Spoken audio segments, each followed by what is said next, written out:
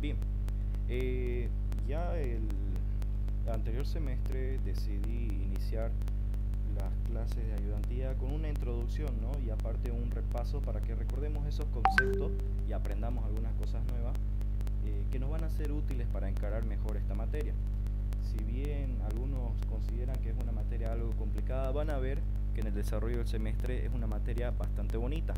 Claro que cuando se lo explican bien y cuando tienen todas las herramientas va a ser mucho más llevadero todo esto, ¿no? Y bueno, ese es mi trabajo, ¿no? Así que vamos a iniciar entonces, como le digo, con una introducción. Este PDF que tengo aquí a mi izquierda es un PDF de apuntes de introducción que se lo subí a la plataforma. Yo les sugiero que lo lean y ahorita igual vamos a hacer un breve resumen, ¿no?, de todo lo que está aquí dentro de este PDF. Y ya si siguen con energía vamos a hacer un ejercicio bastante cortito, ¿no?, para introducirnos de una vez el primer método del que va a tratar su primer parcial. Pero antes de eso, no sé si el ingeniero les mencionó su ponderación. Yo les voy a mencionar más o menos cómo se ha estado manejando. Él normalmente tiene dos parciales, primero y segundo parcial, y un examen final.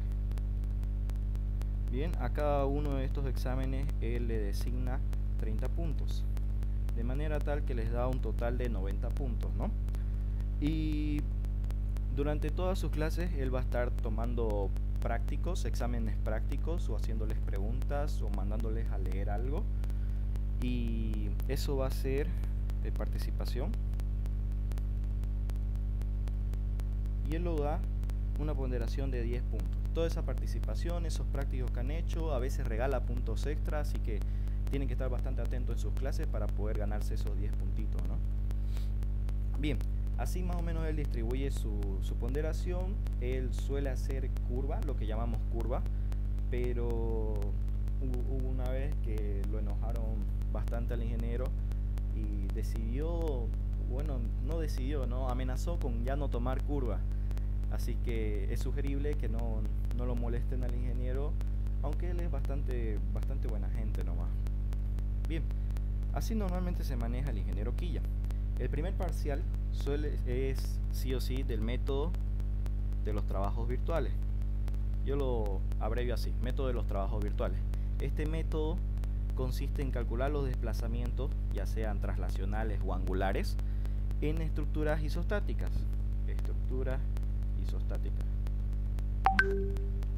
Bien, si bien esta materia es de hiperestática, la conocen como hiperestática 1, aquí nosotros en el primer parcial aún vemos estructuras isostáticas. ¿Por qué? Porque nos sirve de introducción este método a los otros dos métodos que vamos a ver más adelante, que son bastante importantes y son base para que ustedes entiendan cómo funciona un programa de análisis estructural. Va a ser su base. Bien, eso entonces, de eso trata el primer parcial, y estos apuntes van en dirección a eso. También les va a servir para el segundo y tercer parcial, ¿no? Es bastante genérico. Empecemos. Aquí tenemos el índice. El primer capítulo habla de los sistemas de ejes globales y ejes locales, que quizás es un concepto que ya les mencionaron antes en materias anteriores, pero que quizás no ha quedado bastante claro o ya se les olvidó, ¿no? Bien, aquí empezamos recalcando que el cálculo estructural tiene la finalidad de determinar esfuerzos y desplazamientos en una estructura. Voy aquí a señalarlo con rojo. Los esfuerzos y desplazamientos en una estructura. Ese es su objetivo. Ahora, estos esfuerzos y desplazamientos, y en sí casi todas las magnitudes con las que nosotros trabajamos en el cálculo estructural, estas magnitudes son, bueno, aquí lo tengo anotado: fuerzas, momentos, desplazamientos, giros, tensiones, todo eso, ¿no? Todas esas magnitudes nosotros las conocemos como magnitudes vectoriales, ¿ok? ¿Qué quiere decir que sea una magnitud vectorial? Que tiene que, para estar definidos, nosotros tenemos que tener claro 4 características de estas magnitudes vectoriales, que viene a ser su magnitud o intensidad, la dirección, el sentido y el punto de aplicación.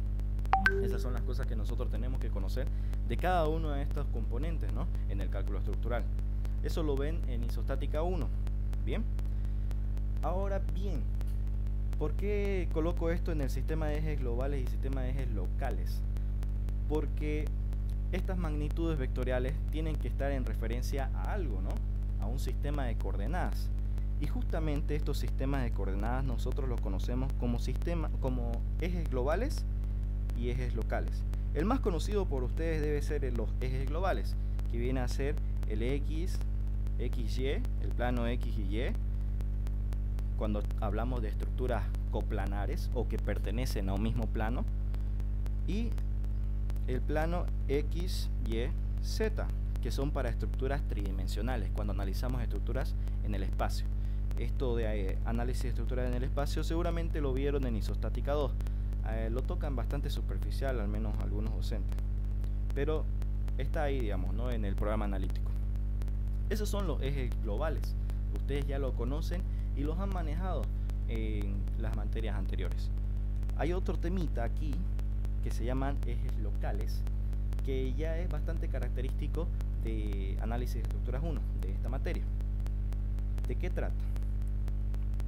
Vamos aquí. Bueno, primero, antes de pasar a ese tema de los ejes locales, dijimos que tenemos como ejes globales el análisis de estructuras en el plano, que tiene como coordenadas el X y el Y.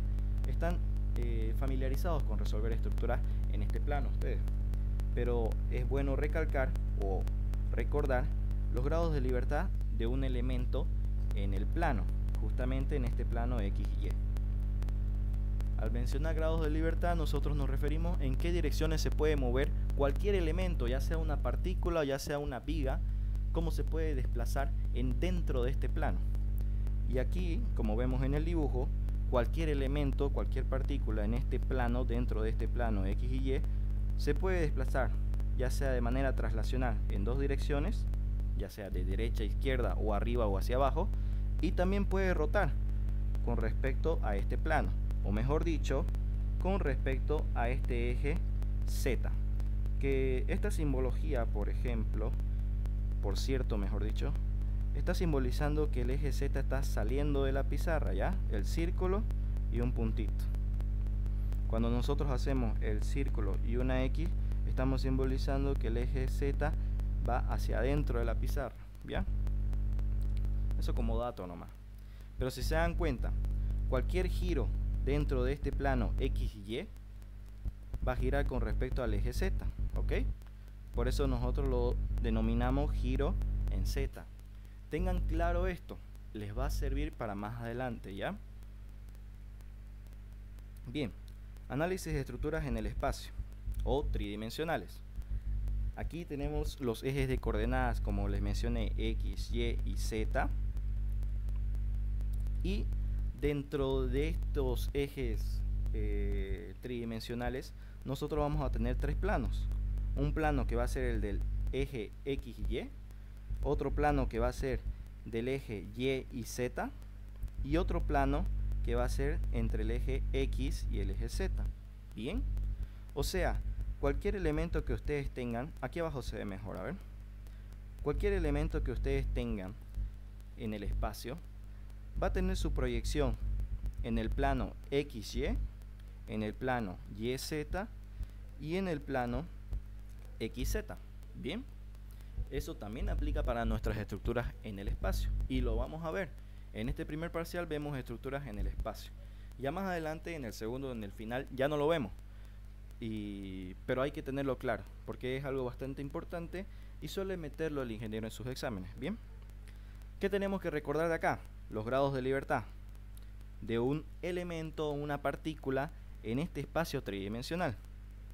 Si bien aquí en el dibujo quizás no se nota bien, vamos a dibujarlo aquí al lado para que se note un poco mejor lo que quiero mencionarles a continuación. A ver, vamos a tener nuestro eje Y, nuestro eje Z y nuestro eje X.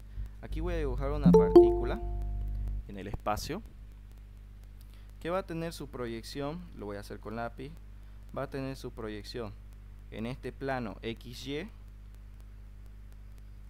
aquí es X, en ese plano XY va a tener otra proyección en el plano XZ y va a tener otra proyección en el plano YZ. Bien, pero esta partícula se puede mover, ¿no? A eso llamamos grados de libertad. ¿En qué direcciones se puede mover? Primero hablemos de las traslacionales. Direcciones traslacionales en las que se puede mover, o sea, líneas rectas, digamos. Esta partícula se puede mover en esta dirección o hacia abajo, digamos, ¿no?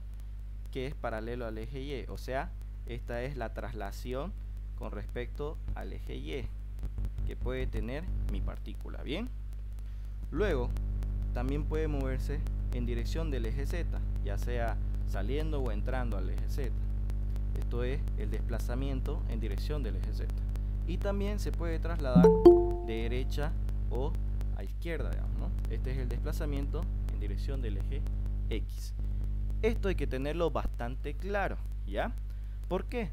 Porque las ecuaciones de la estática están en función a esto, ¿no?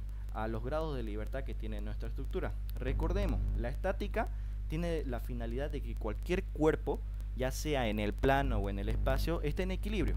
Y para que una partícula, un elemento, cualquiera, esté en equilibrio, o ya sea en el plano o en el espacio, tenemos que restringirle sus grados de libertad. ¿Bien? Otra cosita de este tema es que este mismo elemento, con respecto al plano X y Y, va a tener un giro que está con respecto a este eje Z, ¿bien?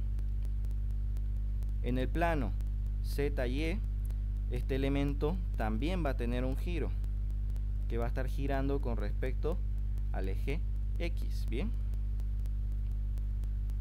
Y por último, el elemento con su proyección en el plano X y Z, XZ, también va a tener otro giro, al cual llamamos delta Y, porque está girando con respecto al eje Y.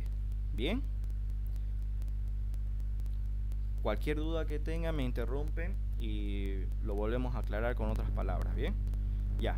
Esos son los grados de libertad de un elemento en el espacio, que en total, si los cuentan, son 1, 2, 3, 4, 5, 6. ¿Qué nos dice la estática? Tenemos que restringir estos 6 tipos de desplazamiento que puede tener cualquier elemento en el espacio para que esté en equilibrio. Bien. Pasemos ahora a hablar de los ejes locales, que es básicamente lo nuevo para ustedes, por así decirlo, ¿ya? Los ejes locales vienen a ser un sistema de coordenadas para cada elemento de mi estructura. ¿Qué quiere decir esto? Voy a dejar este dibujito más allá. Bien, ya no lo necesito. Si nosotros tenemos una estructura cualquiera, digamos que tenemos este pórtico plano, bien, es isostático, que quiere decir va a tener un apoyo fijo y un apoyo móvil aquí, es isostático. Bien, este pórtico plano, al estar en un plano, ¿cuáles son sus ejes globales? Como mencionamos, por estar en un plano, sus ejes globales van a ser el X y el Y. ¿Ok? Entonces, ¿cuáles son los grados de libertad en este pórtico plano o cualquier estructura en el plano? Son 3, ¿no? 2 de traslación, grados de libertad igual a 3 de cada elemento. 2 de traslación y 1 de giro, como lo vimos. Bien. Eso con respecto a sus ejes globales. Pero hay otros ejes, a los que llamamos ejes locales, que significan aislar el elemento que conforma esa estructura, en este caso esta barra, la aíslo de toda la estructura y le coloco sus propios ejes de coordenadas, ¿bien? Al cual llamamos 2 y 1, ¿ok? Esos son los ejes para este elemento, pero para toda la estructura son el X y el Y, ¿bien? Si yo aíslo esta otra barra de acá, fuera de la estructura, también va a tener sus propios ejes, digamos, en estos sentidos, ¿ya?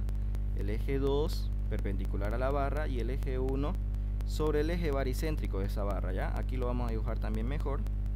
Eje 1 sobre el eje baricéntrico de la barra y el eje 2 perpendicular a la barra, ¿ok? Y aquí tengo otro tercer elemento que también lo voy a aislar de mi estructura y le voy a colocar sus propios ejes locales o sus propios ejes de coordenadas. eje local 1 con respecto al eje baricéntrico de la barra y el eje local 2 perpendicular a la barra. Bien, ya. Si se dan cuenta, estos ejes locales, como mencionamos, van a ser independientes para cada elemento de mi estructura. Y con respecto a estos ejes locales, yo voy a conseguir mis diagramas de momentos flectores, diagrama de cortantes y de esfuerzos normales, ¿ok? Con respecto a estos ejes locales van a estar esos esfuerzos internos que tiene mi estructura. Bien, esa es la diferencia entonces entre ejes globales y ejes locales. Bien, con respecto a los ejes globales tenemos toda nuestra estructura, colocamos las coordenadas, las longitudes, la ubicación de los apoyos. Eso con respecto a los ejes globales. Y con respecto también a estos ejes nosotros calculamos las reacciones que va a tener nuestra estructura. Bien, y con respecto a los ejes locales, con verde, ya. Y con respecto a nuestros ejes locales, nosotros vamos a obtener los momentos flectores, los cortantes y los normales. Bien, eso tiene que estar bastante claro para ustedes. Bueno, eso con respecto a ejes locales en el plano. Más adelante vamos a ver más a detalle qué pasa cuando son en el espacio, cuando las estructuras están en el espacio. Cuando veamos ejercicios tridimensionales, ahí lo vamos a tocar más a profundidad esta parte, pero quiero que se queden con esto y que lo repasen bien mientras aún el semestre sigue siendo menos pesado, ¿no? Esta parte, el eje local 1 coincide con el eje geométrico o baricéntrico de la barra. Bien, aquí está, ¿no? Coincide con el eje geométrico o baricéntrico de la barra, de esta barra y también de esta barra. Bien, luego el eje local 2 y el eje local 3 están en función de los ejes principales de inercia de la sección, ¿ya? O sea,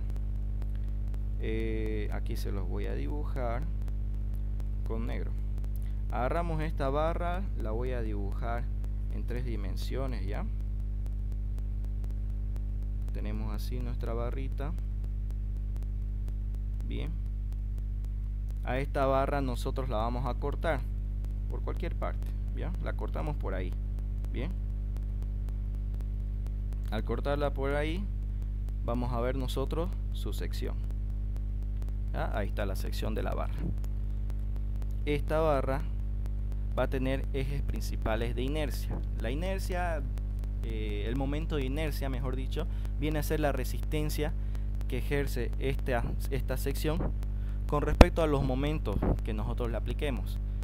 Bien, y los ejes principales de inercia son estos dos, ¿ok? A este de acá le vamos a llamar eje local 2 y a este convenientemente eje local 3. Recordemos que el eje local 1 está en el eje baricéntrico, ¿ya? O sea, vamos a verlo como un puntito aquí.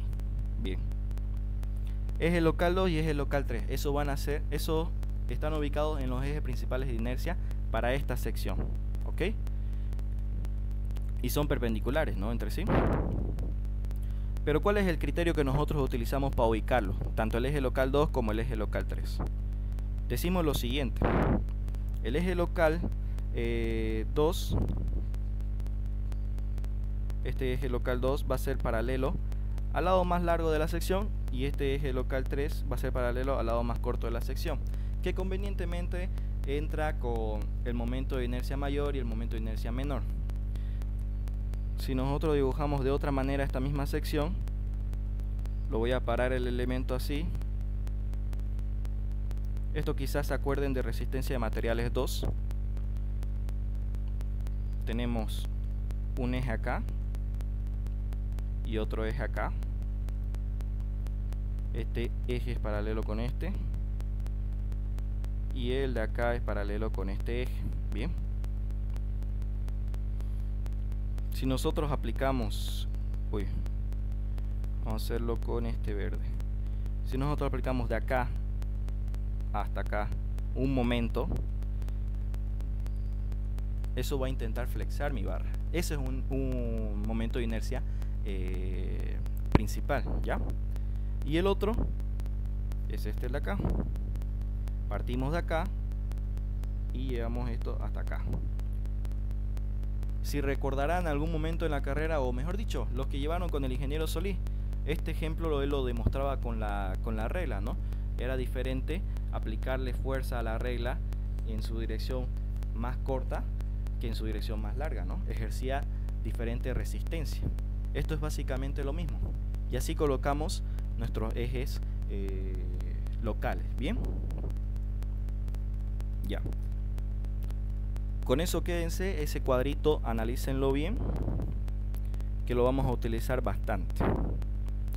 Por último, aquí les pongo unos ejemplos con respecto a los ejes locales.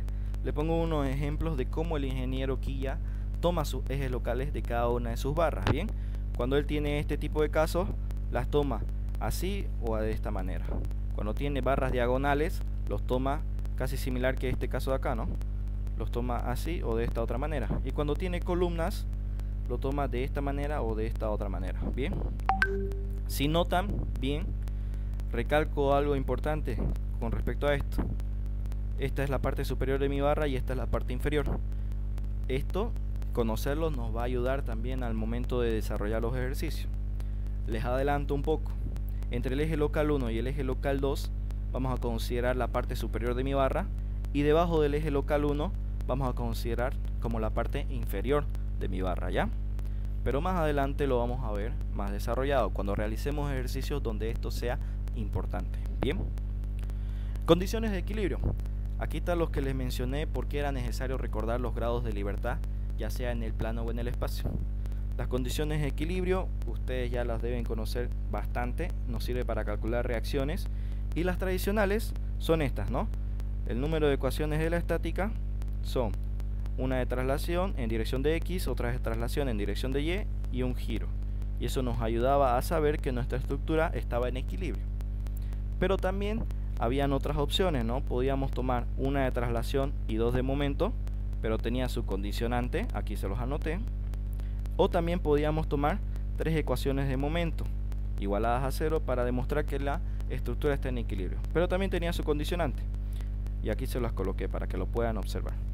En la mayoría de los ejercicios yo uso este porque en toditos me funcionó y es lo más sencillo, ¿no? No tiene condicionantes como estos los de acá. Bien, y para estructuras tridimensionales tenemos estas 6 ecuaciones de la estática, bien, que son igual a los grados de libertad que tiene cualquier elemento en el espacio.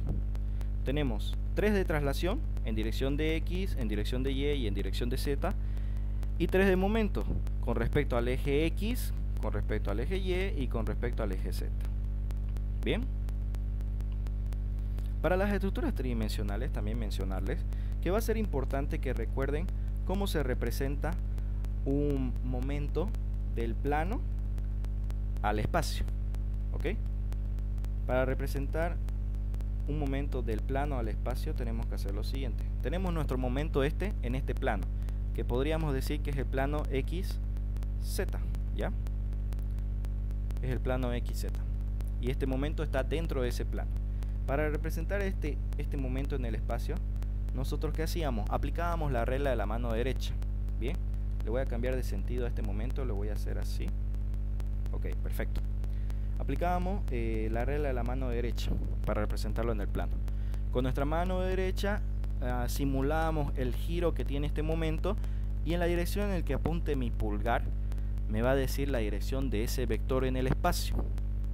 Si ustedes hacen la simulación, van a darse cuenta con su mano derecha que el vector en el espacio, o mejor dicho, su pulgar, va a apuntar hacia arriba.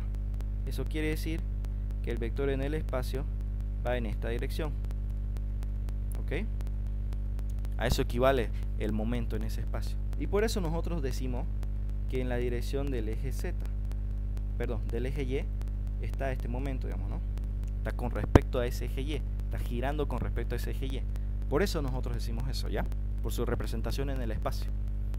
Y esto también nos va a servir mucho al momento de analizar estructuras tridimensionales. Por eso es bueno tenerlo claro, ¿ya? Luego tenemos dispositivos de unión, que es algo bastante importante y donde he visto que muchos tienen problemas, ¿no? Los dispositivos de unión. Existen básicamente dos tipos de dispositivos de unión para nuestras estructuras, ¿ya? El primero son las articulaciones, que ustedes ya seguro la conocen bastante, las podemos pillar en nuestras estructuras. Y el otro son las bielas, ¿bien? Pero más común son las articulaciones. Las bielas no son un caso menos común. ¿Qué tenemos que saber de las articulaciones? Este concepto de acá. O bien, leamos aquí el concepto de lo que nos dice. Las articulaciones son dispositivos de unión que transmiten esfuerzos normales y cortantes de una barra a otra. ¿Qué quiere decir? Que no van a transmitir momentos. Van a transmitir esfuerzos cortantes y normales. ¿Bien? Pero no son capaces de transmitir momentos. ¿Por qué? Porque las articulaciones giran libremente. ¿Ok? Ya. Es decir, no transmiten momentos. Por tal motivo, las articulaciones las podemos idealizar como apoyos fijos, ¿no? Porque el apoyo fijo tiene una reacción vertical y otra horizontal, casi similar a lo que viene a ser los normales y las cortantes, ¿no? En una barra. Como apoyos fijos utilizando el siguiente criterio. El número de apoyos fijos que representa una articulación es equivalente al número de barras articuladas menos 1. O sea, a esta articulación si le llegan 2 barras, 2 menos 1 es igual a un apoyo fijo. A esta articulación si le llegan 3 barras, 3 menos 1 es igual a 2 apoyos fijos. Y a esta articulación si le llegan 4 barras, 4 menos 1 igual a 3 apoyos fijos, ¿ok? Debido a que las articulaciones no son capaces de transmitir momentos, podemos decir que la sumatoria de momentos en el nudo donde aplicamos esta articulación tiene que ser igual a 0. Y eso es verdad, ¿no? O sea, la sumatoria de momentos, si hago una sumatoria de momentos en cualquiera de estas articulaciones, eso tiene que ser igual a 0. ¿Qué quiere decir? Que nos está añadiendo una condición más. O sea, estos dispositivos de unión nos añaden una condición más al equilibrio de nuestra estructura. Y eso hay que tenerlo bastante claro. Nosotros más adelante esto lo vamos a llamar como ecuaciones adicionales de la estática. Y nos va a servir para calcular las reacciones. Y si ustedes tienen problemas en calcular las reacciones, quizás este sea el problema, ¿no? Por el que no pueden calcular bien las reacciones. Si saben bien este concepto, lo vamos a aprender. Van a ver que va a ser bastante sencillo calcular reacciones. ¿Ok? Bien. Debido a este concepto, ¿no? A que se cumple esto, que la sumatoria en cualquier articulación debe ser igual a 0, aparece lo que nosotros llamamos el número de ecuaciones adicionales de la estática. Bien. Y esto también está en criterio de en cuántas partes la articulación divide mi estructura o cuántas barras le llega a esa articulación. Por ejemplo, en este caso, a esta articulación tiene una barra aquí a la izquierda y tiene otra barra aquí a la derecha. Nosotros podemos separar, digamos que es esta estructura de acá, con esa articulación. Nosotros podemos separar esta estructura por medio de esa articulación. La separamos aquí en este lado y la separamos aquí en este otro lado. Y decimos que la sumatoria de momentos hacia la izquierda de la articulación, o sea a este lado, la sumatoria de momentos en la articulación a la izquierda debe ser igual a 0. Bien. O también podemos decir que a este lado de la articulación la sumatoria de momentos a la derecha de la articulación debe ser igual a 0. ¿Ok? Esas son las ecuaciones adicionales de la estática que aparecen cuando tenemos articulaciones en nuestra estructura. Lo mismo pasa cuando más barras llegan a esta articulación, ¿no? Sumatoria de momentos a la izquierda debe ser igual a 0, a la derecha también y abajo igual. Y en este otro caso lo mismo, ¿no? Para este caso de acá, para este primer caso, nosotros tenemos dos ecuaciones adicionales de la estática. Para este caso de acá tenemos 3. Y para este caso de acá tenemos 4. ¿Ok? No siempre es necesario utilizar todas para calcular las reacciones, ¿ok? Solo algunas de estas. Pero en sí, en total aparecen esa cantidad ya en cada caso. Y bielas, bueno, las bielas no son capaces de transmitir ni cortantes ni momentos, solo transmiten esfuerzos normales, ¿ok? Y a veces no lo podemos pillar en las estructuras que nos plantea el ingeniero. Pero no hay mucho problema con eso. El mismo tiene un similar tratamiento a lo que viene a ser las articulaciones. Tenemos que fijarnos en cuántas partes divide mi estructura y en base a eso nosotros vamos a saber cuántas ecuaciones adicionales vamos a colocar. Lo que sí tenemos que tener claro, como las bielas tienen esfuerzos normales, esto va a ser equivalente a un apoyo móvil, ¿ok? Esa es una de sus diferencias. Las articulaciones, como tenían esfuerzos normales y cortantes, eran similar a los apoyos fijos. En el caso de las bielas van a ser similar a los apoyos móviles, ¿ok? Nada más. Estabilidad y grado de determinación de una estructura. Esto también es importante que lo hagan en cada ejercicio que resuelvan. No sé si ustedes tienen la costumbre de calcular la estabilidad de una estructura, o sea, verificar si es isostática o no su estructura, pero es una buena costumbre que tienen que empezar a realizar, o al menos en esta materia. Les comento que el anterior semestre el ingeniero les colocó un ejercicio a los chicos que era hipostático. No necesitaban resolver el ejercicio, solo colocar que era hipostático y ya tenían prácticamente medio examen hecho. O sea, o puede ser un regalo o puede ser nuestra liquidación eso, ¿no? O nos puede liquidar. Porque si nosotros no calculamos la estabilidad de esa estructura y queremos resolverla así nomás a secas, no vamos a poder, ¿no? Y nos lo va a poner como que está mal resuelto el ejercicio. El ingeniero no solía poner ejercicios hipostáticos, pero de todas formas yo se los enseñaba a calcular el grado de determinación de una estructura. Y cabal casero entró en el examen del semestre pasado. Les puede pasar a ustedes, así que por eso yo les sugiero aprender o acostumbrarse, mejor dicho, a siempre determinar el grado de estabilidad de sus estructuras, para saber si están ante una estructura isostática o no. ¿Bien? Ok. Para determinar el grado de isostaticidad de una estructura, tenemos hartísimas fórmulas, hartísimas, de verdad, son muchísimas. Pero todas siguen un mismo concepto, ¿no? Un mismo camino. El que usamos en la materia viene a ser el siguiente: grado hiperestático externo, o mejor dicho, grado hiperestático total. Bien, el grado hiperestático total es igual al grado hiperestático interno más el grado hiperestático externo. Aquí solo puse el externo, les voy a mencionar ahorita por qué. Bien, esto es el que utiliza más el ingeniero y lo van a ver en su segundo parcial, lo van a utilizar todo el rato para el segundo método que van a ver, pero también lo podemos aplicar para este método. El grado hiperestático total, cuando es cero, cuando es igual a cero, nos dice que la estructura es isostática. El grado hiperestático total, cuando es menor a cero, o sea menos 1, menos 2, todo eso, es una estructura hipostática.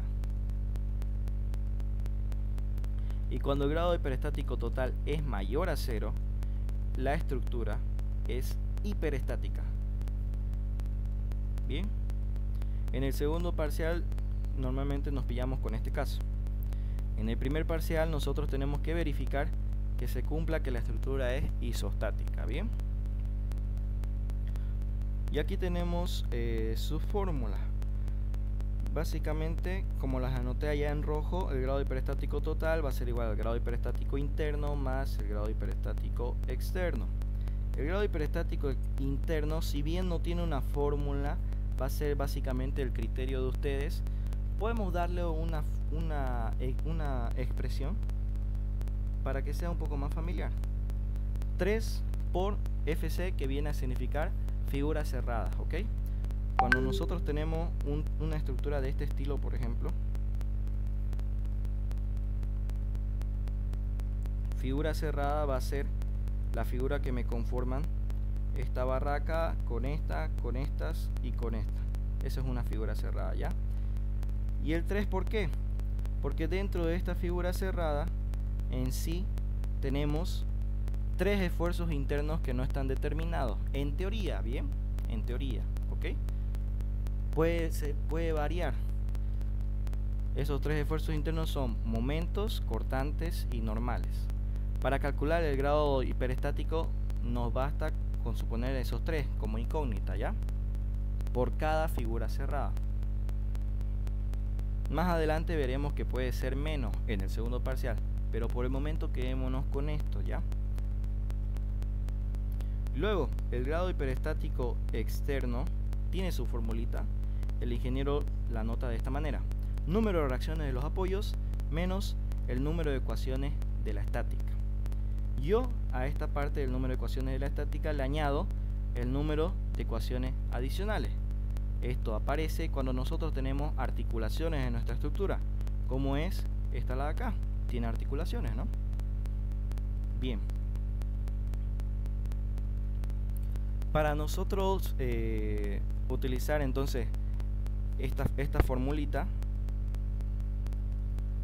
tenemos que recordar que si el grado hiperestático total, el grado hiperestático total nos da igual a 0, es una estructura isostática. Bien. Si da menor es hipostático y si da mayor es hiperestático. Calculemos si quieren esta estructura de acá con esa formulita. Vamos a agarrar todo esto, lo vamos a llevar acá abajo y esto de acá igual.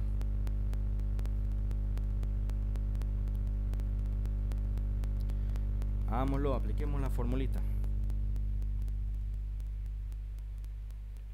Para esta estructura, grado hiperestático interno, dijimos que iba a ser igual a 3 por la figura cerrada. Solo tenemos una figura cerrada, entonces esto es igual a 3 por 1, igual a 3.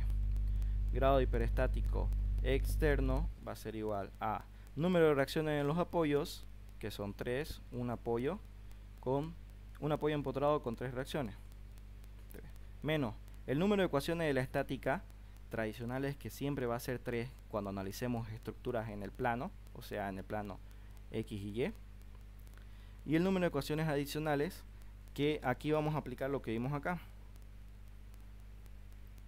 esto de acá. Bien, número de ecuaciones adicionales, aquí tenemos una barra que la separa a esta articulación de acá, la separa en un lado y en el otro lado. Vamos a tener 2 barras menos 1, entonces esto nos representa un apoyo fijo. Entonces tenemos una ecuación adicional acá. En este otro caso acá, a esta articulación le llegan 2 barras, 2 menos 1 igual a 1, o sea una ecuación adicional más. Bien, y a este otro caso, a esta otra articulación divide en 2 partes esa barra, divide en 2 partes de esa barra, tenemos 2 barras menos 1, tenemos una ecuación adicional. Entonces 1 más 1 más 1 nos dan 3 ecuaciones adicionales. Bien, tenemos las 3 ecuaciones de la estática más 3 ecuaciones adicionales. ¿Ok? Bien, aquí vamos a tener 3 menos 6 y esto va a ser igual a menos 3. Grado hiperestático total va a ser igual a la suma de este grado hiperestático interno más el grado hiperestático externo. El grado hiperestático interno es igual a 3 y el grado hiperestático externo es igual a menos 3, y esto nos da que el grado hiperestático total es igual a 0. Entonces se comprueba que la estructura es isostática. ¿Ven? Con la fórmula del ingeniero nosotros podemos determinar si la estructura es isostática.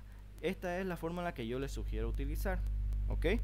Pero tenemos otras fórmulas más. Por ejemplo, esta fórmula de acá yo la saqué del libro de Tomás Alemán, verificación de la isostaticidad de una estructura, y nos expresa esto, que básicamente es lo mismo que nos plantea aquí el ingeniero, y se los voy a demostrar. Esa fórmula de aquí es igual a esta la de acá. ¿Cómo es lo mismo? Hagamos lo siguiente, a ver. Para que una estructura, primero yo tengo el grado hiperestático total igual al grado hiperestático interno más el grado hiperestático externo. Para que una estructura sea isostática, yo necesito que mi grado hiperestático total sea igual a 0. Bien, el grado hiperestático interno tiene esta formulita de acá que me dice que va a ser 3 por el número de figuras cerradas. Bien, y el grado hiperestático externo tiene esta otra formulita que me dice más el número de reacciones en los apoyos menos el número de ecuaciones de la estática más el número de ecuaciones adicionales. Voy a despejar de aquí el número de reacciones en los apoyos, como aquí lo tiene la fórmula del libro de Tomás Alemán, que por cierto este es el libro amarillo, ¿ya? Vamos a despejar el número de reacciones en los apoyos. Al despejar el número de reacciones en los apoyos, esto va a pasar al otro lado con otro signo, menos 3 por figuras cerradas, y esto acá también va a pasar al otro lado con otro signo, más el número de ecuaciones de la estática más el número de ecuaciones adicionales, y eso va a ser igual al número de reacciones en los apoyos. Bien, le puedo quitar el paréntesis, y si acomodo esto, número de reacciones en los apoyos va a ser igual a el número de ecuaciones de la estática. Dijimos que siempre va a ser igual a 3 para estructuras en el plano, ¿no? Bien, lo reemplazamos con 3 entonces. Número de ecuaciones adicionales, básicamente el número de ecuaciones adicionales, si tuviera una fórmula, podríamos decir que va a ser la sumatoria de las articulaciones que tengamos,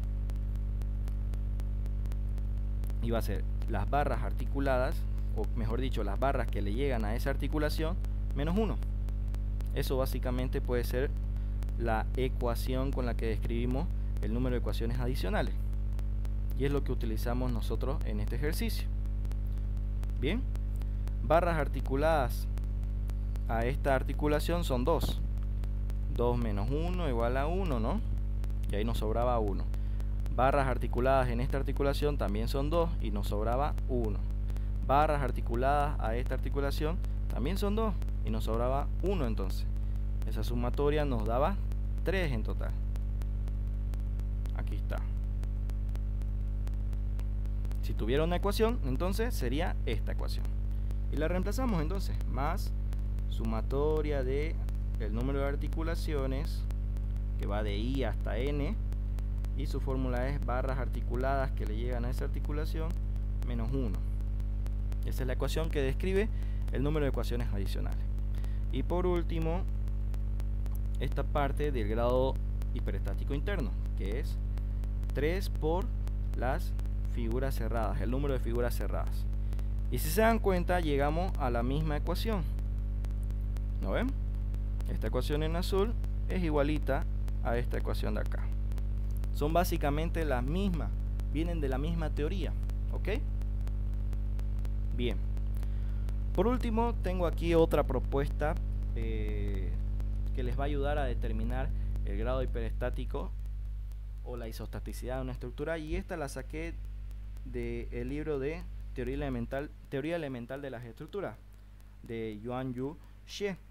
Este libro el ingeniero también solía pasárselo, este semestre no se los pasó, vi que no se los pasó, les pasó otro, pero no hay mucho que rescatar en sí que les ayude a pasar la materia en este semestre, solo estas ecuaciones de acá, grado de determinación, pero si desean también se las voy a pasar para su lectura propia, ¿no? En este libro nosotros vemos clasificado las ecuaciones para el grado de determinación de una estructura según el tipo de estructura que tengamos, ya sea pórticos, planos, vigas, cerchas o armaduras. Bien, el libro se concentra en esos tres tipos de estructura, y nosotros igual nos vamos a concentrar en eso, sobre todo en pórticos planos y en toda la materia. Y aquí nos plantea esta ecuación. Esta ecuación, ¿de dónde nace? Nace de lo siguiente, básicamente, y todas las ecuaciones también son lo mismo, pero esta lo trata de una manera un poco distinta, pero si ustedes tienen claro el concepto, van a poder llegar a esta ecuación de cualquier forma. Bien, nos dice lo siguiente, estos son el número de incógnitas, ya sean internas o externas, ¿ya? Cuando decimos internas nos referimos a los esfuerzos internos, y cuando decimos externas nos referimos a los apoyos. Esas son nuestras incógnitas. Y en el otro lado de la igualdad nosotros tenemos las ecuaciones que nos van a ayudar a resolver esas incógnitas, ¿no? El número de ecuaciones,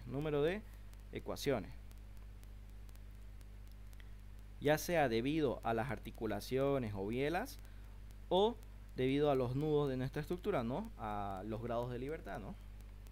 A las tres ecuaciones de la estática, mejor dicho. Bien, ese es el concepto de donde nace esta ecuación. Y el libro nos dice lo siguiente: a un pórtico plano, nosotros lo vamos a tratar de la siguiente manera. Vamos a decir que este pórtico, cada nudo de este pórtico es un elemento aparte, ¿ok? Tenemos aquí este nudo, este nudo, este nudo. Es un elemento aparte que tiene sus propios desplazamientos, ¿no? Un nudo en el plano va a tener un desplazamiento, bueno, dos desplazamientos traslacionales cada nudo, y un giro cada nudo. Bien, nos separa los nudos de la estructura. Luego nos los separa como elementos sólidos, ya monolíticos, ya. Luego nos separa las barras de la estructura. Bien, nos separa las barras de la estructura. Cuando nosotros aplicamos fuerzas a nuestra estructura, dentro de las barras se van a generar los esfuerzos internos, ya sean los momentos flectores, cortantes y normales. Aquí igual, momentos flectores, cortantes y normales. Aquí igual, momentos flectores, cortantes y normales. O sea, 3 en total. Bien, esta ecuación nace de eso mismo. Nos dice, los esfuerzos que se generan en la estructura no las podemos conocer de buenas a primeras. Entonces esas son como nuestras incógnitas. Bien, por cada barra, si se dan cuenta, vamos a tener 3 incógnitas. Bien, y lo coloca aquí. Entonces en la parte de las incógnitas coloca 3 por el número de barras. Bien, perfecto. Luego nos dice que otras incógnitas que tenemos en nuestra estructura son las reacciones en los apoyos. Y eso es verdad. Aquí teníamos un apoyo fijo que va a tener 2 reacciones. Y aquí teníamos otro apoyo móvil que iba a tener una reacción. También son incógnitas, no las sabemos al principio, no las conocemos su valor al principio. Entonces también va al lado de las incógnitas el número de las reacciones. Bien, esas son la parte de nuestras incógnitas. Luego, en cada nudo de nuestra estructura nosotros podemos aplicar ya sea la sumatoria de fuerzas horizontales, verticales o la sumatoria de momentos en ese nudo. ¿Qué quiere decir? Que ahí en cada nudo vamos a tener 3 ecuaciones de la estática que nos van a ayudar a resolver el ejercicio. Por eso en la parte de número de ecuaciones para resolver este ejercicio tenemos 3 multiplicado por el número de nudos. Bien, y a esto le suma el número de ecuaciones adicionales de la estática, que esas aparecen cuando nosotros tenemos una articulación en nuestra estructura. Y ya vimos que la fórmula que describe eso, si existiera una fórmula que describe, esta sería la mejor, ¿no? La sumatoria de barras articuladas menos 1. Bien, y de ahí nace esta ecuación de acá. Es básicamente sencillo. Ustedes simplemente aíslan el número de nudos, saben que el número de nudos va a tener 3 ecuaciones cada uno, y aíslan las barras, saben que en cada barra van a tener 3 incógnitas, y fácilmente pueden llegar a esta deducción, si es que en algún momento se les olvida, ¿no?, alguna de estas dos de acá arriba. Bien, yo sinceramente les sugiero trabajar con esta de acá, del grado hiperestático total. Aquí me faltó añadirle, la verdad, grado hiperestático interno, que tiene que ser igual a 3 por el número de figuras cerradas, pero se lo voy a añadir y lo voy a volver a subir, ¿ya? Bien, yo les sugiero quédense con esa, o si no también con esta la de acá. Bien, esta es solo para complementar su estudio, ¿no?, para que tengan más claro de dónde sale el concepto. Y es un poco menos práctico porque nos los aísla, ¿no?, las vigas y las cerchas. Bien, si bien estas ecuaciones de acá y esta la de acá, perdón, esta la de acá en sí no nos va a ser de mucha utilidad en cerchas. Para pórticos planos y vigas sí, digamos. Y esta la de acá, al menos de lo que recuerdo, lo que nos mencionaba el libro, también era solo para pórticos y vigas.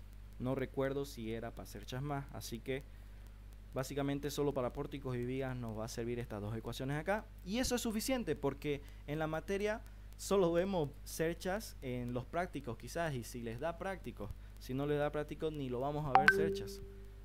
así que no se preocupen por ese lado. Para pórticos y vigas es suficiente. Luego tenemos los tipos de apoyos que podemos encontrarnos en nuestra estructura.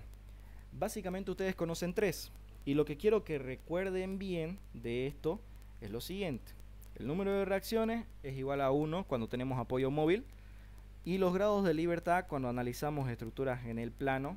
Cada nudo tiene 3 grados de libertad. Los apoyos móviles se aplican a los nudos, ¿no? Ese nudo antes del apoyo tenía 3 grados de libertad. Al aplicarle el apoyo se desaparece 1. Entonces, ¿cuántos grados de libertad sobran? 2. Una traslación y un giro. Bien. Y esto es importante, ¿por qué? Porque en este primer método de los trabajos virtuales, como les mencioné, nosotros calculamos los desplazamientos en una estructura. Y puede darse el caso de que el ingeniero nos pida calcular el desplazamiento en un nudo, aplicado en un nudo. Bien. Recuerden esto, a ver. Si nosotros decimos desplazamiento en dirección del eje Y, aquí tenemos estas coordenadas, digamos, y x. En la dirección del eje Y es un vector así, ¿no? El desplazamiento en Y. Si nos pide desplazamiento en x, puede ser un vector de esta forma. Desplazamiento en x. Y si nos pide desplazamiento lineal, viene a ser la componente de estos dos desplazamientos, tanto en x como en y. Ese es un desplazamiento lineal, ¿ya? Hubo un semestre, por ejemplo, en el que el ingeniero nos pedía calcular el desplazamiento lineal en un apoyo, justo en el nudo donde teníamos justo un apoyo. Y básicamente, cuando nosotros calculamos los desplazamientos con este método, tenemos que hacer una estructura para calcular el desplazamiento y, otra estructura para calcular el desplazamiento x. O sea, analizar dos estructuras, ¿ya?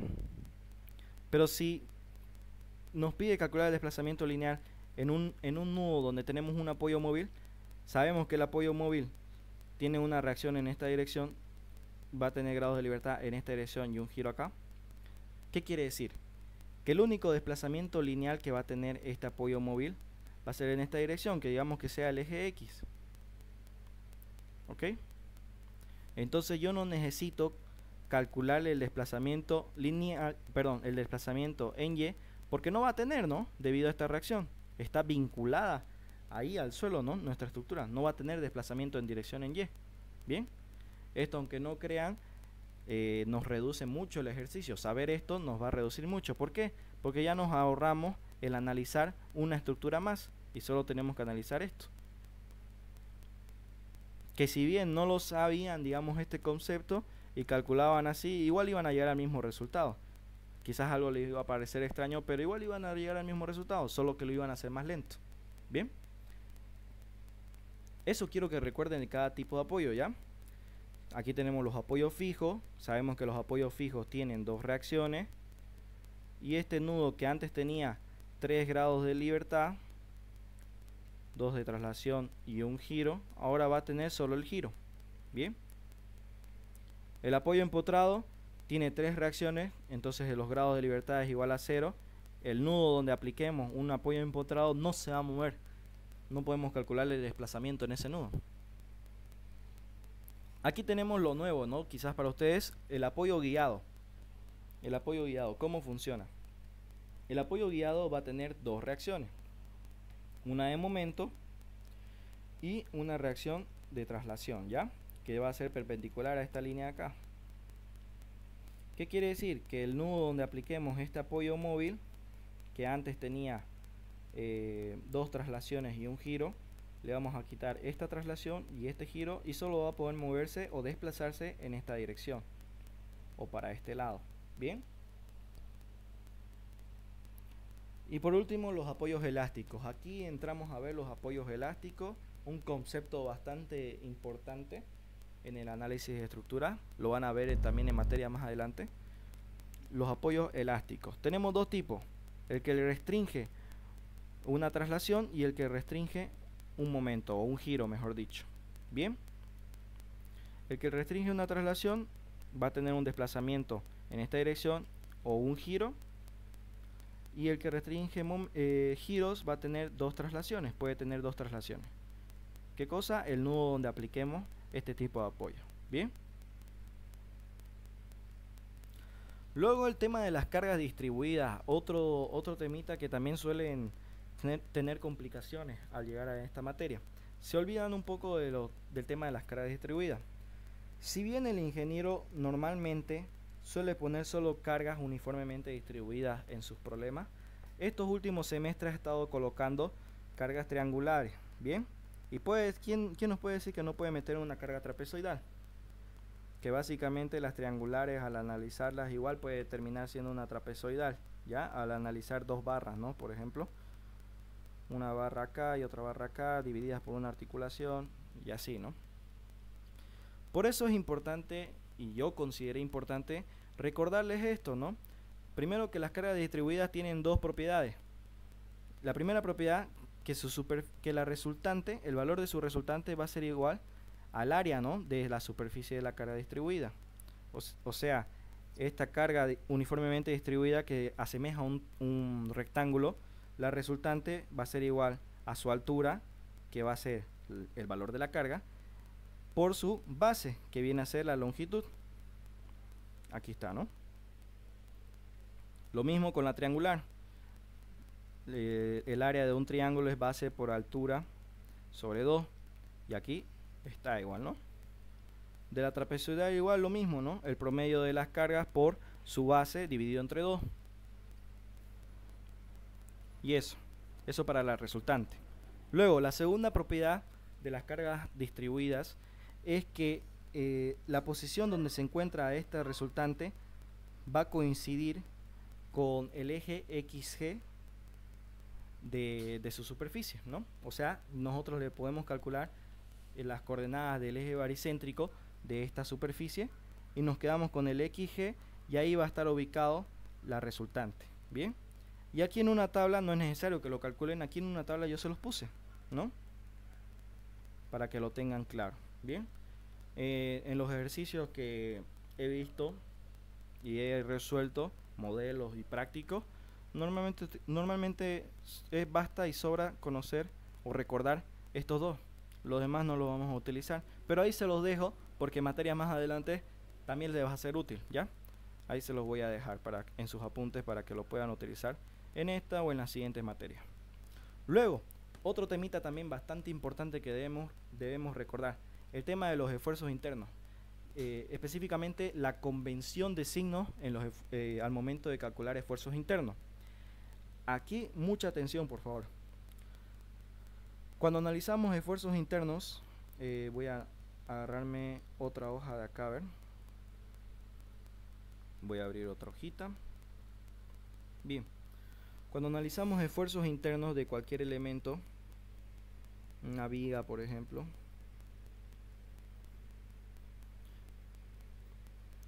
aquí tengo esta viga de acá, que digamos tenía un momento acá de 10 kilonewton por metro, una vertical acá de 5 kilonewton, digamos, y la estoy cortando por acá, ya la estoy cortando por ahí. Al analizar esa barra, digamos, de izquierda a derecha, sacarle la ecuación de momento flector tiene su convención de signo, ¿ok? Y nosotros debemos tener bien claro esta convención de signo. Hay varios métodos, ¿no?, para calcular los esfuerzos internos de una estructura. Nosotros utilizamos el método de las ecuaciones. Y la verdad sí se lo sugiero aprenderse bien este método, porque también en materia más adelante lo van a utilizar bastante. Bien, ya. ¿Qué nos dice aquí la teoría o la convención de signos que nosotros utilizamos? Que toda fuerza que nos genere momento en esta dirección, o sea, podemos decir horario, cuando analizamos una barra de izquierda a derecha, va a ser positivo. ¿Eso qué quiere decir? Que esta fuerza de 5 kilonewtons en la ecuación de momento va a ser positivo. 5 kilonewtons por una distancia X. Y este momento de acá de 10 kilonewtons igual, ¿no? Como está yendo en sentido horario, va a ser positivo igual. Más 10. ¿Ok? Eso por un lado. Por el otro lado, cuando analizamos una barra de derecha a izquierda, cambia la cosa. Si las fuerzas que estamos analizando nos generan un momento que va en sentido antihorario, entonces ese momento es positivo. ¿Ok? Eso cuando analizamos de derecha a izquierda. Otra forma de recordar esta convención de signos bastante fácil es identificar lo siguiente. Los ejes locales de la barra, digamos que son así. Recuerdan que les mencioné que entre el eje local 2 y el eje local 1 era la parte superior de la barra, o sea, toda esta parte es la parte superior de mi barra. Y abajo del eje local 1 dijimos que era la parte inferior de mi barra, ¿ok? Si yo analizo la barra de izquierda a derecha, cualquier fuerza que me genere un momento que traccione esta parte inferior de la barra, que la traccione, va a ser positivo. Y si analizo yo de derecha a izquierda, la misma barra, cualquier fuerza que me genere momento que también traccione la parte inferior de esta barra, va a ser positivo igual. ¿Ok? Esa es una manera más sencilla de aprenderse la convención de signos. Bien. Caso contrario, si comprime la parte inferior de esta barra, recordemos que los ejes locales están acá. Entre el eje local 2 y el eje local 1 es la parte superior de la barra. Y abajo del eje local 1 es la parte inferior, o sea, esta parte. Bien. Si nosotros de izquierda a derecha tenemos una fuerza que comprime la parte inferior de la barra, entonces el momento es negativo. Por el otro lado, si analizamos de derecha a izquierda y tenemos una fuerza que nos genere un momento que comprime la parte inferior de la barra, también va a ser negativo. ¿Ok? Eso es una manera sencilla de acordarse esta convención de signos. Para esfuerzos normales, de izquierda a derecha, si sale de la barra es positivo. De derecha a izquierda, igual, si sale de la barra es positivo. Y para que sea negativo, tanto de izquierda a derecha como de derecha a izquierda, tiene que entrar a la barra. ¿Se dan cuenta? Entra a la barra. Y es negativo el esfuerzo normal. Los esfuerzos cortantes, aquí también hay que acordarse bastante bien esto. De izquierda a derecha, si va hacia arriba, la fuerza que me genera esfuerzo cortante va a ser positivo. Y de derecha a izquierda, si va hacia abajo, la fuerza que me genera esfuerzo cortante va a ser positivo. ¿Ok? ¿Qué quiere decir? Que cuando analicemos de derecha a izquierda, para que sea negativo tiene que ir hacia arriba. ¿Ok? Y cuando analizamos de izquierda a derecha, para que sea negativo tiene que ir hacia abajo. Hay que tener bien claro esto. Aquí algunos suelen confundirse al momento de calcular los esfuerzos internos. ¿Ok? Y luego lo de torsión es bastante similar a los esfuerzos normales. Tanto de izquierda a derecha como de derecha a izquierda, si sale de la barra van a ser positivos. Y si entran a la barra, en ambos casos, de izquierda a derecha o de derecha a izquierda, va a ser negativo. Y ahí va a estar la tablita, ¿no? Para que ustedes lo puedan repasar en cualquier momento si necesitan repasarlo. Y bien, ahora sí entramos al tema que nos compete, ¿no? Ya terminó la nivelación en sí. Y ahora lo que nos interesa, lo que viene a ser la materia. Introducción al método de los trabajos virtuales.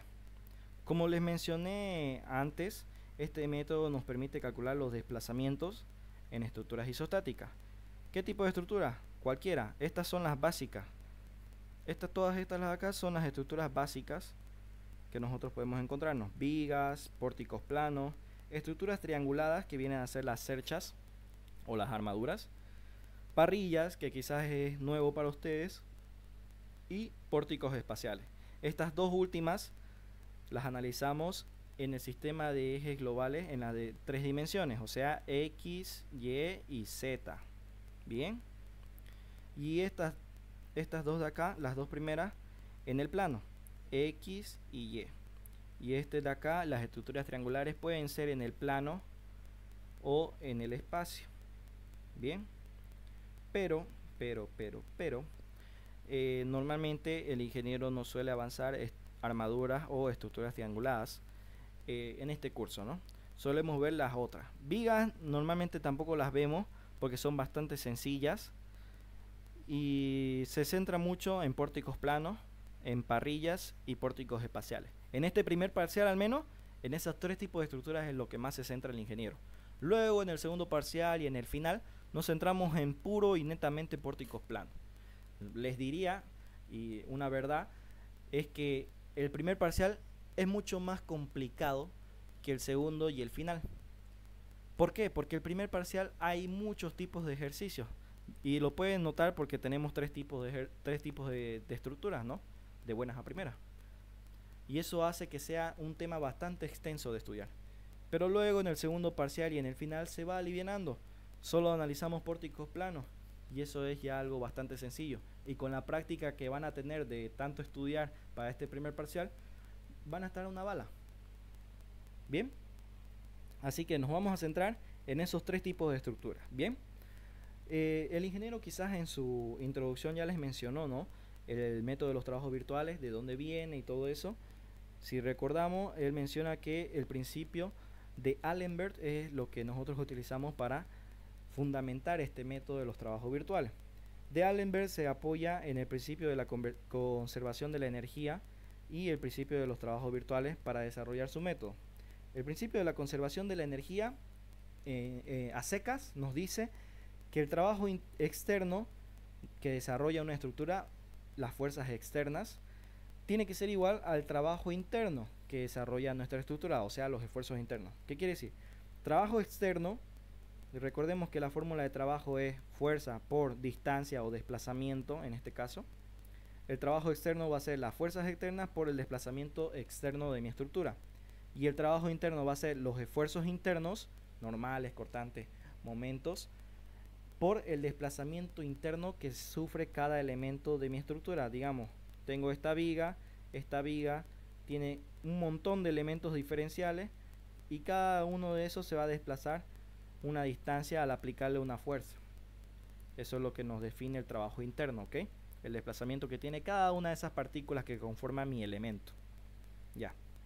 Los trabajos virtuales, lo interesante de los trabajos virtuales es que nos permite relacionar el desplazamiento producido por una fuerza real, este desplazamiento real producido por esta fuerza real, con una fuerza virtual de 1 kilonewton, digamos, un valor unitario.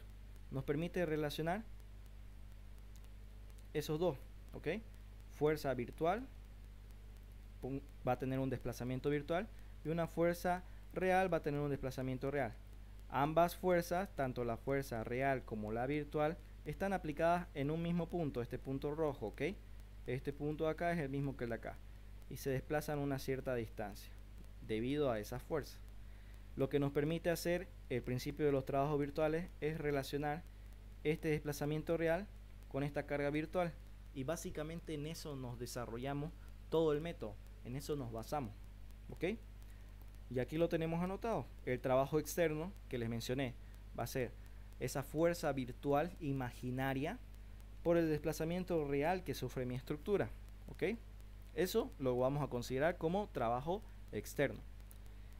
Y el trabajo interno va a ser esa relación que haya entre esfuerzos, que va a ser en la fórmula del trabajo el esfuerzo va a simular a la fuerza, y las deformaciones, que en la fórmula de trabajo va a simular a los desplazamientos, ¿ok? Entonces, sabemos que debido a este principio de trabajo interno, existe una relación entre esfuerzo y deformación de mi estructura, ¿ok? Existe esa relación entre el esfuerzo que yo tengo y lo que se va a deformar mi estructura. Bien, y aquí están las ecuaciones. Esto es desplazamiento debido a esfuerzos normales, desplazamiento debido a esfuerzos cortantes, desplazamiento debido a momentos flectores y desplazamiento debido a esfuerzos de torsión. Aquí tenemos el esfuerzo normal, el esfuerzo cortante, esfuerzo de momento flector y de torsor. Aquí tenemos lo que nosotros vamos a llamar rigideces en el denominador. Rigidez para las tensiones, rigidez para los cizallamientos, los esfuerzos de cizallamiento, rigidez a flexión, esta la vamos a ver todo el semestre, rigidez a flexión, y rigidez a torsión. Bien, y nada más que recalcar acá. El trabajo interno, debido a que cada uno de estos los estamos aplicando en un elemento diferencial de mi barra, de mi viga, en un elemento chiquitito, va a estar acompañado de diferenciales, ¿no? Diferencial de S, diferencial de S, diferencial de S, que básicamente es la medida que tiene ese elemento diferencial. Este elemento diferencial chiquito tiene una medida de ds. Bien, debido a que todo lo estamos haciendo en un elemento diferencial, vamos a tener que el trabajo va a ser también un diferencial. El diferencial de trabajo interno va a ser igual a todo esto, que es básicamente la fuerza por el desplazamiento. Recordemos que dijimos que como fuerza van a estar los esfuerzos internos, y como desplazamiento van a estar las deformaciones. ¿Ok? Bien, deformaciones. Eso para cada uno de los esfuerzos internos. Si a estos diferenciales le aplicamos integral, vamos a tener al final la fórmula de trabajo interno. ¿Ok? Y debido al principio de la conservación de la energía, que nos decía que el trabajo externo tiene que ser igual al trabajo interno, deducimos lo que el ingeniero le llama ecuación de Moore. Y viene a ser esta. Esta fórmula es la que vamos a utilizar todo el semestre. Si se dan cuenta, es larguita, ¿no? Por tal motivo aparecen las simplificaciones, que quizás también el ingeniero ya les habló de las simplificaciones, que básicamente es anular o igualar a cero los esfuerzos internos que sean insignificantes según el tipo de estructura que tengamos. Por ejemplo, para vigas y pórticos, los esfuerzos internos que me van a generar, y escuchen bien esto, los esfuerzos internos que me van a generar la mayor parte del desplazamiento en vigas y pórticos van a ser solo los momentos flectores. ¿Ok? Entonces ustedes con esto ya saben que en vigas y pórticos es redundante solo los momentos flectores. Los esfuerzos normales, cortantes y de torsión no son relevantes o me generan desplazamientos bastante chiquititos, ni de 1 milímetro. Los momentos flectores son los que mayormente me van a producir el desplazamiento en algún nudo de esta estructura, de pórtico o de viga. ¿Ok? Por eso la ecuación de Moore se simplifica a solo eso, al desplazamiento producido por los momentos flectores, tanto para vigas y pórticos planos. ¿Ok? Bien. Para cerchas o armaduras, como las cerchas o armaduras funcionan simplemente a esfuerzos normales, esos son los que me van a producir básicamente todo el desplazamiento que puede tener una armadura cercha, los esfuerzos normales. Por eso la ecuación de Moore se simplifica a solo eso. Parrillas, aquí les presento a las parrillas. En el espacio tridimensional básicamente están dentro del plano X y Z. ¿Ok? Esas son mis parrillas. Tienen la condición de que las cargas únicamente van en dirección del eje Y. ¿Ok? Bien. Las parrillas, debido al estar en el espacio, se comportan algo similar a las vigas. ¿Ya? O sea, es importante también los momentos flectores. Pero al estar en el espacio, también debemos tomar en cuenta los momentos torsores. Eso solo por estar en el espacio. El tratamiento es similar a una viga. Por eso aparecen los momentos flectores. Pero al estar en el espacio, necesitamos considerar los momentos torsores igual. Bien, por eso la ecuación de Moore solo se reduce a esto. Bien, y en pórticos espaciales lo mismo. Los pórticos espaciales son similares a los pórticos planos. También necesitamos considerar los momentos flectores, pero por estar en el espacio aparecen los momentos torsores. Bien, quedémonos entonces con estos de pórticos espaciales, que es básicamente lo mismo que en parrillas, y quedémonos con esto para pórticos planos y vigas. Bien, esas fórmulas son las que tienen que aprenderse. ¿Ok? Luego vamos a tener los tipos de desplazamiento. Esta tablita también se la sugiero guardárselas, se los recuerdo, está en el Classroom. Estos apuntes lo imprimen en esta hojita nomás y ya se lo guardan. ¿Ok? Esta tablita nos dice los tipos de desplazamiento que podemos calcular, ¿no?, con este método, ya sean desplazamientos verticales, horizontales. La resultante de estos dos nos va a dar el desplazamiento lineal, desplazamientos angulares, todo esto aplicados a un nudo o a un punto. Luego tenemos los desplazamientos angulares absolutos, que son aplicados a una barra o a una línea de acción, ¿ya? Luego tenemos los desplazamientos angulares relativos, que son básicamente dos esfuerzos de momento aplicados a un nudo, o también puede ser a los extremos de dos barras, ¿ya? Desplazamientos lineales relativos, que básicamente es también aplicado sobre una línea de acción, está acá en específico para este caso, o también puede ser en una diagonal, digamos, ¿no? Y estirar, ¿no?, de ambos lados. ¿Ok? Y luego desplazamiento angular relativo de las cuerdas. Este último, la verdad, nunca lo pone en un examen. Siempre pone estos de acá, cualquiera de estos de acá, y esto ya no lo coloca, ¿no? Esto lo descarta. Bien, esto es importante que lo recuerden ya, esta tablita, no se les vaya a olvidar. Y al calcular los desplazamientos los desplazamientos en estructuras isostáticas, pueden aparecer el tema de lo que nosotros llamamos cargamentos complejos. ¿A qué llamamos cargamentos complejos? A la variación de temperatura, el asentamiento de los apoyos y a los apoyos elásticos, ¿ok? A eso nosotros llamamos cargamentos complejos. Cada uno de estos el ingeniero quizás más adelante ya se los va a mencionar, les va a demostrar de dónde aparece la ecuación que me describe el desplazamiento debido a cada uno de estos cargamentos complejos. Bien, aquí yo ya se los anoté. Necesitamos saber esto. Esto es la variación de temperatura exterior e interior. Estos son los coeficientes de dilatación. Perdón, este es el coeficiente de dilatación térmica. Y estos son los coeficientes de los desplazamientos que va a tener debido a la variación de temperatura. Y aquí está lo que debemos añadirle a la ecuación de Moore cuando tenemos variación de temperatura, ¿ok? Esa es la ecuación, esa es la formulita. Que si se dan cuenta, está en base a los esfuerzos normales virtuales y esfuerzos de momento flector virtuales, ¿ok? Este coeficiente de dilatación, por si acaso, siempre va a ser dato, nos los tiene que dar el ingeniero. Y el dato también de la temperatura inicial quizás nos los dé igual. Estos de temperatura exterior e interior va a estar en función de cuál es la parte superior y cuál es la parte inferior de mi barra. Bien, aquí está todito bien anotadito para que lo puedan leer y entender bien. Pero en general nos tenemos que quedar con esa ecuación y con estas las de acá. Ahora, el otro cargamento complejo, que son los apoyos elásticos. Cuando tenemos apoyos elásticos en nuestra estructura, cuando aparecen esos apoyos elásticos, puede haber desplazamiento debido a esos apoyos. Y esta es la ecuación que me describe los desplazamientos debido a esos apoyos elásticos, ¿ok? Luego, van a ver, el ingeniero también le va a mencionar, hay una convención de signos con el que ha sido deducida esta ecuación y que tenemos que respetar, ¿ok?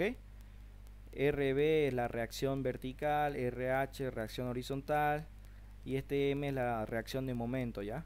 La convención de signos positivos aquí está y la convención de signos negativos también, ¿ok? Eso ya lo van a leer ustedes con más calmita. Luego, el otro tipo de cargamento complejo y el último es el debido al asentamiento de los apoyos, ¿ok? Puede ser que en este apoyo de acá el ingeniero nos diga sufre un asentamiento ya sea vertical, también horizontal y de giro, digamos. Eso nos tiene que dar de dato el ingeniero, estos desplazamientos de acá, ¿ya? Y la ecuación que me describe este tipo de desplazamientos es esta la de acá y es la que tenemos que recordar. También debemos mencionar que esto tiene su convención de signos, al igual que en los apoyos elásticos, ¿ok? Y está aquí abajito.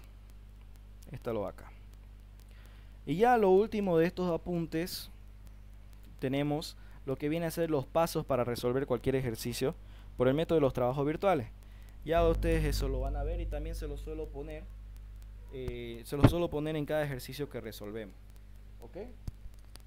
Eso sería, digamos, todo con respecto a esta clase de introducción y nivelación. Les sugiero que lean los apuntes y se empiecen a recordar todo esto que les redondeé, ¿no? Todo esto que les recalqué, para que puedan entrar de lleno a los ejercicios y los puedan resolver de mejor manera, ¿ok? Ahora bien, como esta clase suele ser algo larga, suele ser algo pesada porque es mucha información, yo les doy la opción a ustedes de que lo dejemos aquí por hoy. Y ya la siguiente semana, que también creo que va a ser virtual la clase por el tema del censo, hacemos un ejercicio o dos, ¿bien? O si bien, si quieren, ahorita hacemos un ejercicio bastante cortito de introducción, ¿ya? Si es que no están muy cansados, pero si están muy cansados ya lo podemos dejar por aquí, ¿ya? ¿Qué les parece?